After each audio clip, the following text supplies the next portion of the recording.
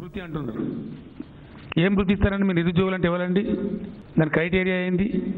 ఈ రాష్ట్రంలో ఎన్ని లక్షల మంది లెక్క ఉందా మీ దగ్గర? కాంగ్రెస్ పార్టీ దగ్గర చెప్తారా? చెప్పాలి మీరు నిజాయితీ ఉంటే. ఎంతమంది నిరుద్యోగులకు ఇస్తారో చెప్తే దానికి వాల్యూ ఉంటుంది. పాలిటెక్నిక్ పాస్ అయిన నిరుద్యోగ, ఐటీఐని పాస్ అయిన నిరుద్యోగ, డిగ్రీ నిరుద్యోగ, పోస్ట్ గ్రాడ్యుయేట్ నిరుద్యోగ, ఎవరు నిరుద్యోగ అంటే ఎవరు? మీ దృష్టి what is the definition of నిరుద్యోగి? First clarify that. Two things you have to clarify: who is nirujogi in the state, number one. Second thing, you have to clarify ఎన్ని లక్షల మంది వాళ్ళ సంఖ్య. How many? Yes, how many? What is the number? What is the financial bearing? దానికి ఖర్చు ఎంత? మీరు ఎక్కడి నుంచి ప్రొవైడ్ చేస్తారు చెప్పాలా? ఎన్నికలలో ఆపద మొక్కులు మొక్కినట్టు ఎడాపెడా చెప్తామంటే జరిగే పని కాదు. అక్కడ చెప్పకూడదు, బాధ్యత గల వాళ్ళు చెప్పకూడదు. లాస్ట్ ఎలక్షన్స్లో కూడా చంద్రబాబు నాయుడు గారు డాక్టర్ రుణాలు మాఫీ చేస్తారని ప్రకటించారు. ఇక్కడ నా మీద చాలా బొత్తులు పెట్టారు మా పార్టీలో కొందరు. నేను చెప్పిన ఎట్టి పరిస్థితుల్లో ప్రకటించాను, నేను ప్రశ్నే ఉత్పన్నం కాదని చెప్పిన. అది సాధ్యం కాదు, ఎందుకంటే ఇంపాసిబుల్ టాస్క్, చాలా చాలా పెద్ద అమౌంట్ ఉంటుంది, అయ్యే పని కాదని చెప్పి నేను ప్రకటించలేదు. మేము చెప్పిన రైతు రుణమాఫీ 4 విడతలలో చేస్తామని చెప్పినాం, కరెక్ట్ 4 విడతలలో చేసినాం. We have cleared it. కాబట్టి ఈ 2 విషయాలు తప్పులు చెప్తున్న Congress party, they have to clarify. మేము కూడా నిలదీస్తాం, రేపు వాళ్ళని ఎక్కడ పడితే అక్కడ నిలదీస్తాం, అడుగుతాం ఖచ్చితంగా. నిరుద్యోగి, హూ ఈజ్ నిరుద్యోగి? First define that. సంఖ్య ఎంత?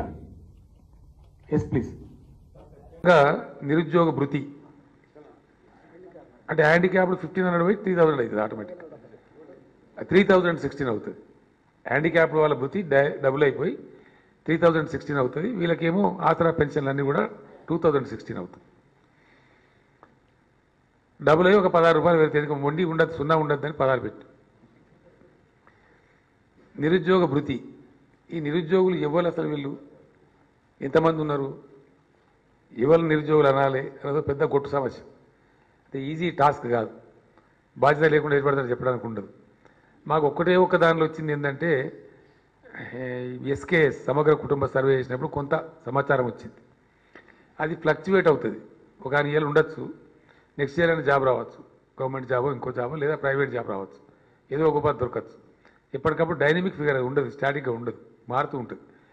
మాకు ఆ రోజు మేము అనుకున్నాం ఏంటంటే, ఇండ్లది ఇది 2 క్రిటికల్గా డిస్కస్ చేసినాం మేము. ఈ హౌసింగ్ స్కీమ్ ఎప్పటిదాకా కొనసాగుతుంది, అసలు ఎన్ని ఇండ్లు కట్టాలి, ఎంతమంది ఇండ్లు లేని ఉన్నారు, ఆ ఎస్కేఎస్లో వచ్చినప్పుడు పెద్ద చర్చ జరిగింది. అట్లనే ఇది కూడా జరిగింది.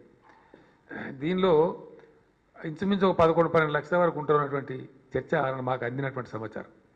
బహుశా ఉంటారు కావచ్చు. అయితే మేము దానికి ఫిగర్ రిస్ట్రిక్ట్ చేయదలుచుకోలేదు. దానికి నిబంధనలు రూపొందిస్తారు ప్రభుత్వం ఏర్పడే వెంటనే. కొన్ని గైడ్లైన్స్ ఉంటాయి, దానికి గ్రాడ్యుయేషన్ ఉండన్నా, ఏజ్ ఏంది, వ్యవహారం ఏంది, ఒకవేళ ఆయనకు ఎంప్లాయ్మెంట్ వస్తే మాకు గవర్నమెంట్కి ఎట్లా రిపోర్ట్ కావాలా, ఇవన్నీ కూడా ఒక మెకానిజం ఉంటుంది దానికి.